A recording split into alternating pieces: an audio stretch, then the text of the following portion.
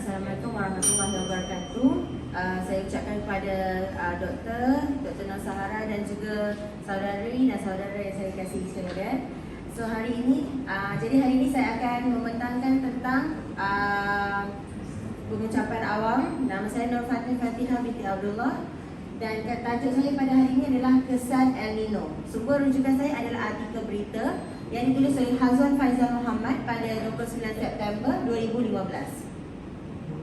Objektif kajian saya ada dua, iaitu mengenal pasti kesan El Nino terhadap kesihatan, udara, air dan ekonomi. Dan yang keduanya adalah membincangkan tentang peristiwa El Nino yang pernah terjadi. Dapatan kajian saya, fenomena El Nino ni merujuk pada perubahan tekanan atmosfera dan suhu lautan, misalnya lautan Pasifik lah. Suhu permukaan laut akan meningkat di bahagian timur lautan Pasifik yang disebabkan oleh kemasukan arus panas dari bahagian tengah dan barat lautan Pasifik. So, dapatan kajian saya seterusnya adalah kesan El Nino ni sendiri dalam bidang kesihatan, ekonomi, udara dan air.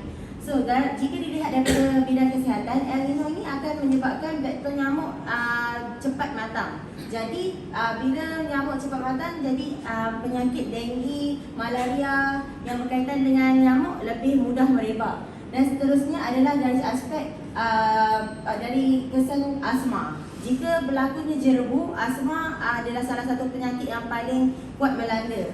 Dan sakit tekak dan batuk juga antara kesan daripada jerebu itu sendiri.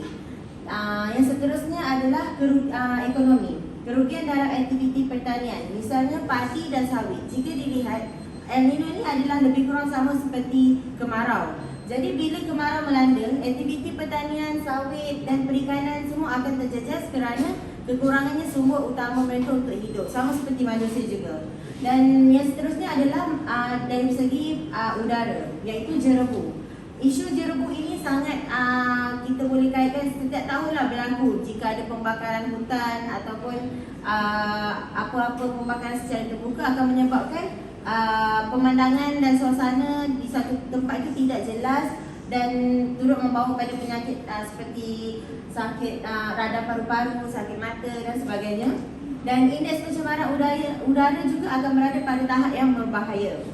Dan yang seterusnya adalah dari segi kesan terhadap air, iaitu kita boleh lihat seperti di Lembah Kelang, kalau kita tengok diorang sepaksa menjalankan catuan air kerana air yang sumber air bersih itu terhad. Itulah yang berlaku jika kesan El Nino, jika El Nino ini tidak dikawal.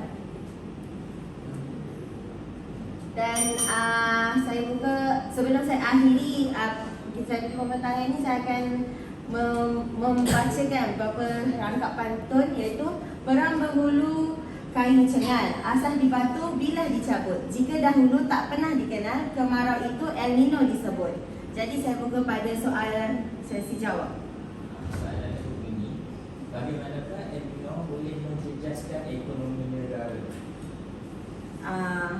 Seperti yang saya maklumkan tadi, El Nino ni kalau berkaitan dengan ekonomi, kita boleh lihat dari bila kita ada jerebu, kebanyakan sekolah ataupun sektor-sektor yang berkaitan dengan ekonomi ni akan ditutup buat sementara waktu.